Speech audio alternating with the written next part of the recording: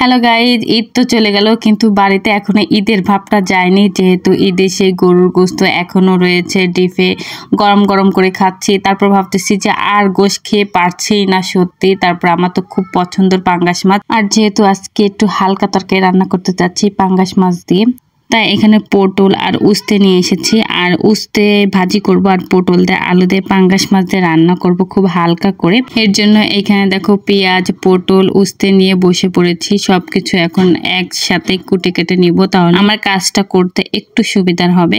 তারপর এখানে উস্তে যেহেতু আমি ভাজি করব, এর জন্য কুচি কুচি করে আমি সব কুটে নিচ্ছি। আর উস্তের বিচিটা পড়লে আমার ছেলে মেয়ে খেতে চায় না, আর আমার ছেলে মেয়ে উস্তে খেতেই চায় না, সত্যি কথা যেটা। তারপর কি করব, জোর করে আমি উস্তে খাওয়াইছি, কারণ উস্তে তিতে হলো কি খুব ভালো জিনিস। আর ছোট মানুষরা উস্তে যদি খায় তাহলে বেশি ভালো হয়। ছোট বাচ্চাদের কিন্তু বেশিরভাগ কৃমি হয়, কৃমির ক্ষেত্রে কিন্তু আমাদের উস্তে খাওয়ানো কিন্তু বাচ্চাদের অবশ্যই উচিত। আর আমার ছেলে মেয়ে তো উস্তেই খেতে চায় না। যাই হোক, অনেক কষ্ট করে ভয় টয় দেওয়ার পর কিন্তু উস্তে খাওয়াইছি আমি। আর এখানে দেখো পটলটা আলু দিয়ে, তারপরে হলো গিয়া তোমার পাঙ্গাস মাছ দিয়ে কাঁঠালের বিচি দিয়ে রান্না করেছি, খুবই মজার লেগেছে। তোমরাও কিন্তু এইভাবে রান্না করে খেতে পারো, কেমন লাগে তোমাদের কাছে অবশ্যই কমেন্ট করতে কিন্তু ভুলবে না। আর এখানে পাঙ্গাস মাছটা আমি খুব সুন্দর করে ধুয়ে নিচ্ছি। এমনিও বাজার থেকে ভালো করে ঘষে মেজে ধুয়ে দিচ্ছি হালকা করে, তারপর আমি আবারও ভালো করে ধুয়ে নিব। আর এমনি কি পাঙ্গাস মাছটা না আমার একটু বেশি পছন্দ হয়, মাছের মধ্যে পাঙ্গাস মাছটা বেশি পছন্দ করি। তারপর এখানে কড়াইতে আমি তেল দিয়ে দিয়েছি আর একটু পেঁয়াজ দিয়ে দিয়েছি, যেহেতু আমি উস্তে ভাজি করব। উস্তে আজকে আমি একটু অন্যরকম ভাবে ভাজি করব, তোমরা দেখো বুঝতেই পারবা। পেঁয়াজটা হালকা ভাজি করার পর আমি উস্তেটা দিয়ে দিয়েছি। তারপর হালকা নাড়াচাড়া করে কিন্তু আমি হালকা একটু পানি দিয়ে দিব। উস্তেতে বলে পানি দিয়ে ঢাকনা দিয়ে ঢেকে রাখলে বলে তিতো লাগে, আসলে এটা ভুল কথা। আমি ঢাকনা দিয়ে ঢাকেইনি, সত্যি কথা, যদি তিতো লাগে এই ভয়তে। এমনি আমার ছেলে মেয়ে খেতে চাচ্ছিল না। তারপর উস্তে ভাজিটা কিন্তু আমার হয়েই গিয়েছে। তারপরে উস্তেটা আমি টেবিলের উপর রেখে দিলাম। আর এইখানে যেহেতু এই পাতিলে উস্তে ভাজি করেছি, এর জন্য পাতিলটাও আমি সুন্দর করে ধুয়ে জায়গায় রেখে দেবো, না হলে কাজ কিন্তু আমার জমে যাবে, তারপর আমার ঝামেলায় পড়তে হবে। এখানে আবার দেখো আমি পটল, আলু এগুলো সবকিছু আমি ধুয়ে নিয়েছি, আর কাঁঠালের বিচিও কিন্তু সুন্দর করে ধুয়ে নিয়েছি। আর এখানে মশলাটা আমি এখন বেটে নেব মিহি করে।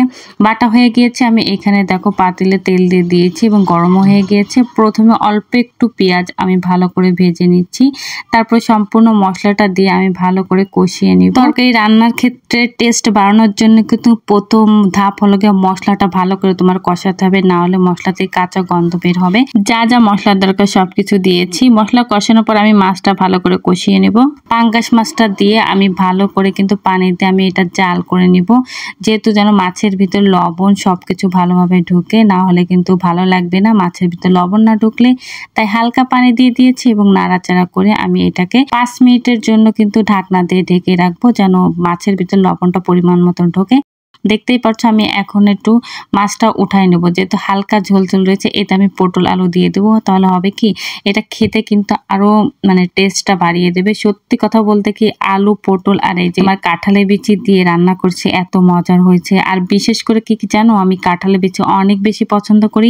আমি দেশি মুরগির ভিতরে যদি কাঁঠালের বিচি দিয়ে রান্না করি, সত্যি কথা আমি এক পিছু মুরগি খেতে পারি না, কিন্তু কাঁঠালের বিচি সম্পূর্ণ খেয়ে ফেলি।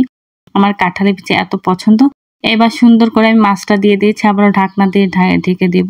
ঢাকা দেওয়ার পর দেখো সুন্দর হয়ে গিয়েছে, আর দেখতে কতটা সুন্দর লাগতেছে, খেতে কিন্তু অসাধারণ হয়েছে।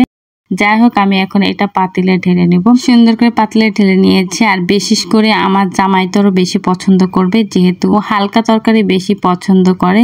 তারপর আমি যে পাতিলে রান্না করেছিলাম, কতগুলো থালা বাসন ছিল সবকিছু ধুয়ে নিয়েছি। আর ভিডিওটা এই পর্যন্তই থাকবে। ভিডিওটা ভালো লাগলে অবশ্যই ফলো বাটন অন করতে ভুলবে না, এবং ভালো লাগলে কমেন্ট এবং শেয়ার করতেও ভুলবে না।